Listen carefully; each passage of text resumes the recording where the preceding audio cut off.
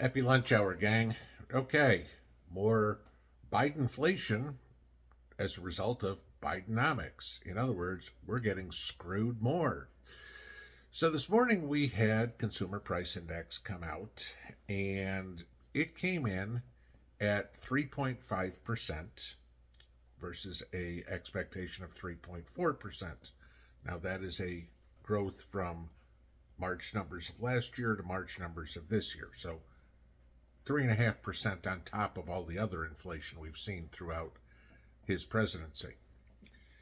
If you take out food and energy, okay, and I want you to understand this part, this is where it gets. If you don't include food and energy, inflation went up 3.8% versus an expected 3.7%. Now, that means basically food and fuel had gone down technically. Well, fuel had gone down since last year. Food was actually still up 0.2%. Okay. But I want you to take a look at this as to what's going forward. I told you guys yesterday or day before, one of the two, it was Monday night, so I mentioned it yesterday. Gas here went up 10% in 5 hours. We went from 309 to 339 here. I know you guys talked about, many of you commented below that video on what you were paying, and I saw $4 and $5, and if you were in Europe or Canada, I saw $7 and $8 gallon of gas. Diesel fuel going up, et cetera, et cetera, et cetera.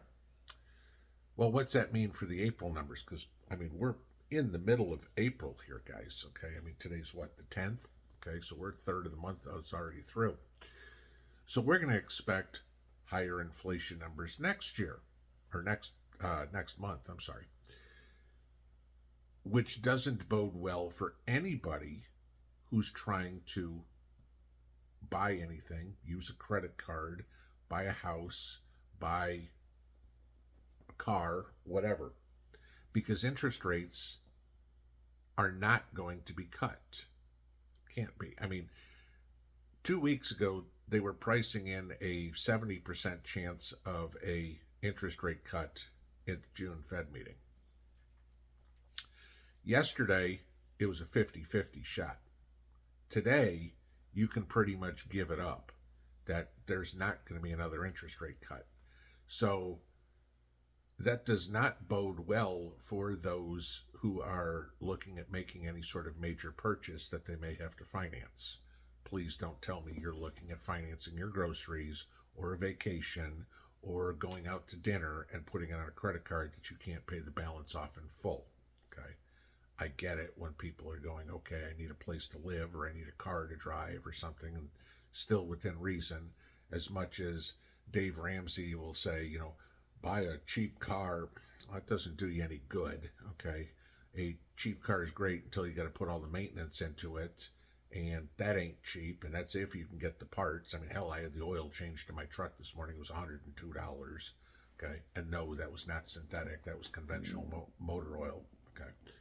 So, yeah, the price of stuff is going up.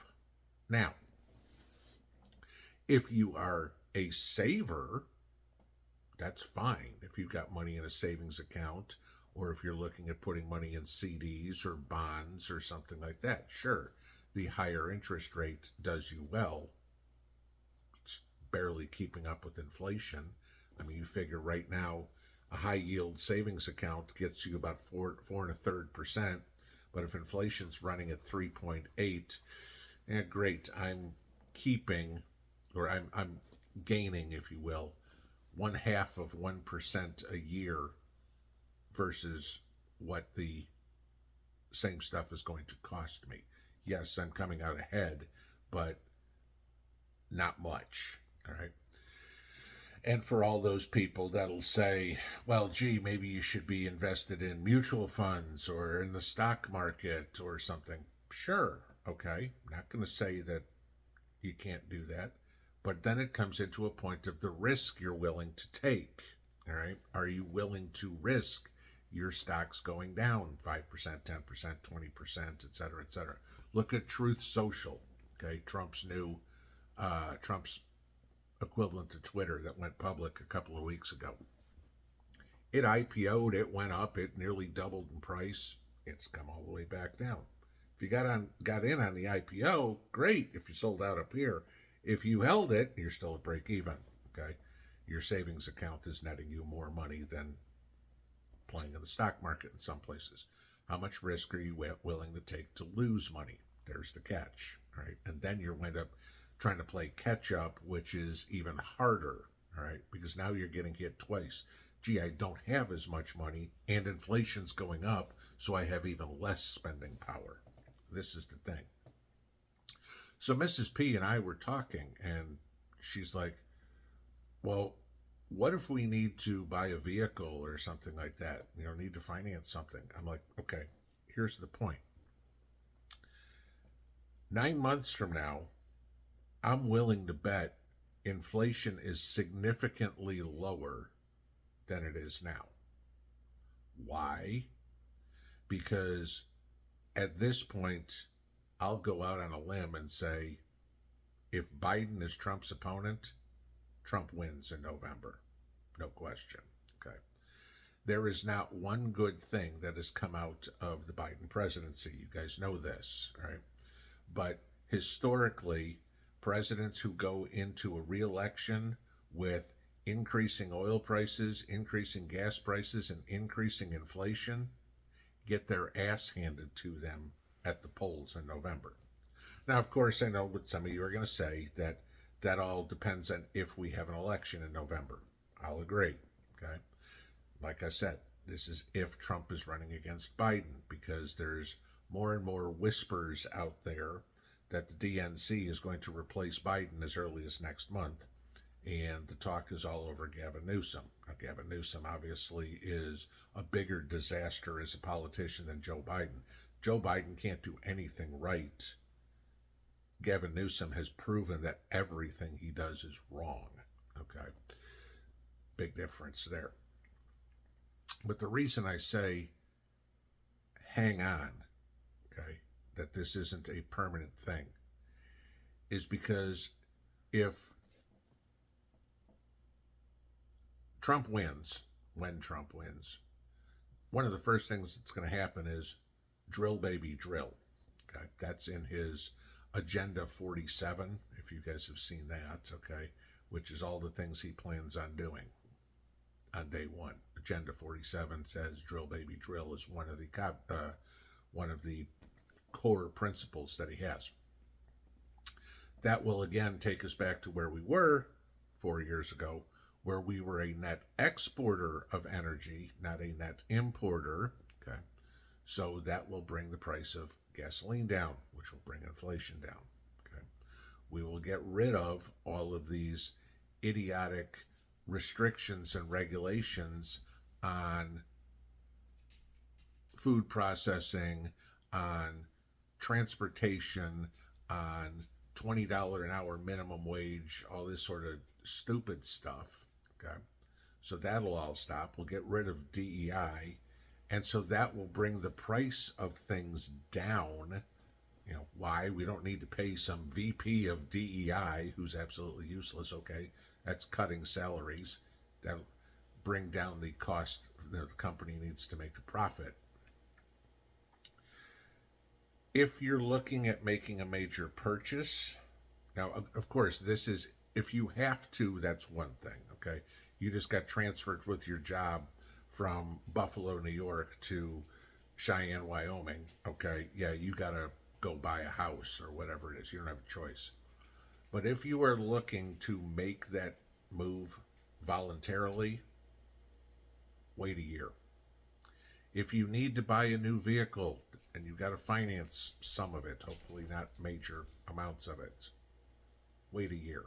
Used car prices are coming down, guys, if you haven't seen that. That is one positive that we've had in the CPI, is that used car prices were down 1.2%. All right, not great, but that's better than they were last year. Hang tight. Hopefully,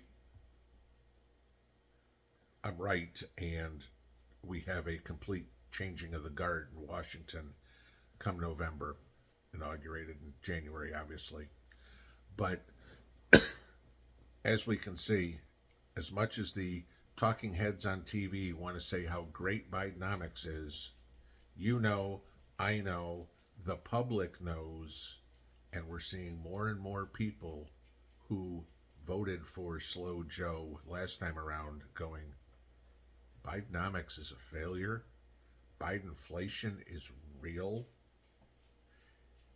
We can overcome this. We just got to wait it out. Again, there's a lot of caveats to this right now, but the one I will give you more than anything else, and I've mentioned this a couple of times in the last month, countries, just companies, countries around the world see the economy imploding. That is the reason for the worldwide economy. That is the reason for gold and silver going up ballistically right now, because the countries are trying to shore up their wealth so when the house of cards comes falling down, they're not left broke. If you're looking for something to do with money right now, okay, savings accounts, good place to be. CDs, right now, anything under a year looks good, okay. After that, that's kind of stretching it. Build your CD ladder. I've talked about gold and silver. No, I would not be buying a gold buyer here. At the tops, I would wait for a pullback. If you are looking at precious metals that are all dipping into silver, it's a little bit frothy, but I'm still not terribly against it. I'd be watching, but if I'm putting money anywhere right now, it is in safe, fixed income investments. Again, CDs, bonds, AAA paper, savings accounts, something that's insured. Okay. I wouldn't go out long term on any of this because we may see interest rates go up, but we certainly aren't going to see them come down at this point.